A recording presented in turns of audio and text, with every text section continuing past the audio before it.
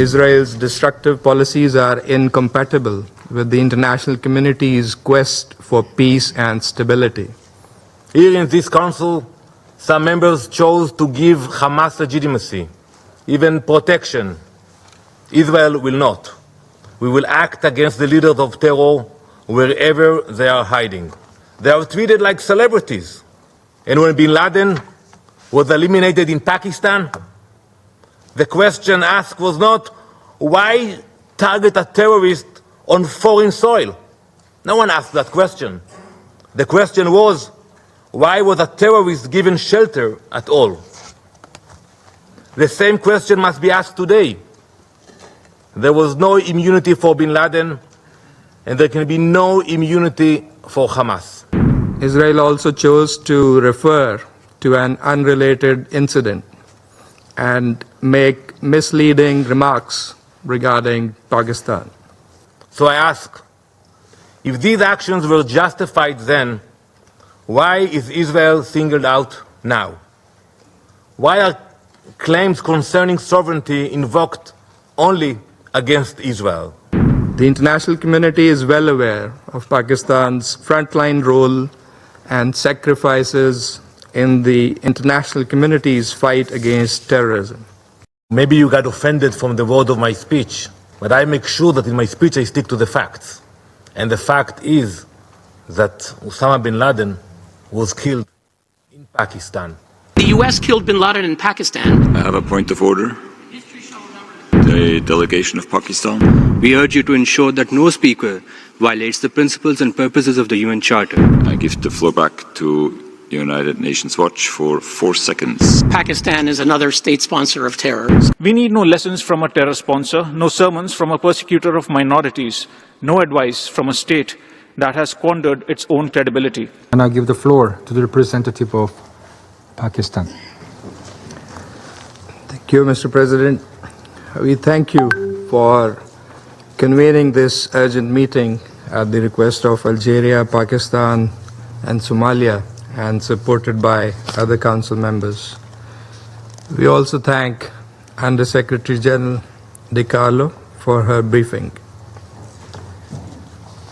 We welcome the presence of His Excellency Sheikh Mohammed bin Abdurrahman Al Thani, the Prime Minister and Minister of Foreign Affairs of the State of Qatar. We also welcome the participation of the Deputy Prime Minister and Foreign Minister of Jordan, the representatives of UAE, Turkey, Iraq, Kuwait, and Egypt to this meeting. Pakistan condemns in the strongest possible terms the illegal and unprovoked Israeli aggression against the brotherly state of Qatar.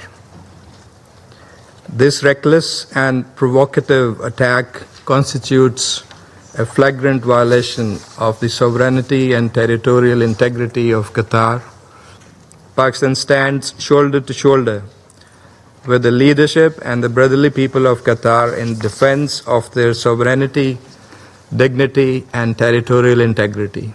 We remain steadfast in our commitment to uphold the principles of international law and the UN Charter, and to work with the international community to secure lasting peace in the Middle East. I thank you. I now give the floor to the representative of Israel. Mr. President, on September 9th, Israel carried out a precise and targeted strike in Doha. The strike targeted Hamas leaders who for years have planned and directed attacks against Israel, many times making these directives from the luxury confines in Doha. These terrorists were the sole target of the operation. The men targeted were not legitimate politicians, diplomats, or representatives. They were the masterminds of terror. They orchestrated the massacre on October 7th, murdering civilians, kidnapping children, raping women, wiping out entire communities. As the smoke still rose from the massacre, even as the attack was still unfolding, Hamas leaders in Qatar appeared live on television, proudly broadcasting their celebration.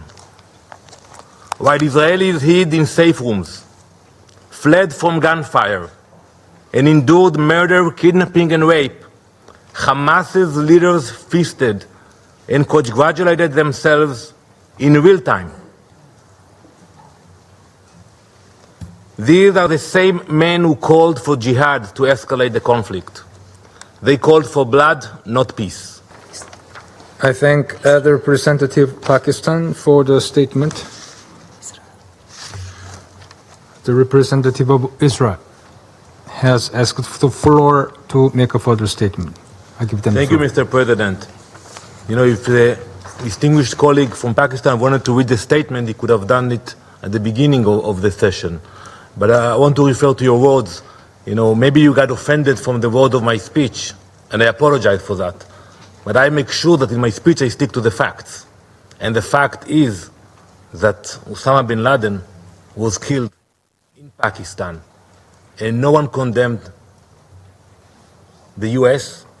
And when other countries in this council attack terrorists, no one condemns them. And that is the issue of double standards. When you apply different standards on Israel than the standards you apply on yourselves, that is the problem of this institution. So yes, you cannot change the fact that 9/11 happened, and today we mark this day. You cannot change the fact that Osama bin Laden was in Pakistan and he was killed on your territory.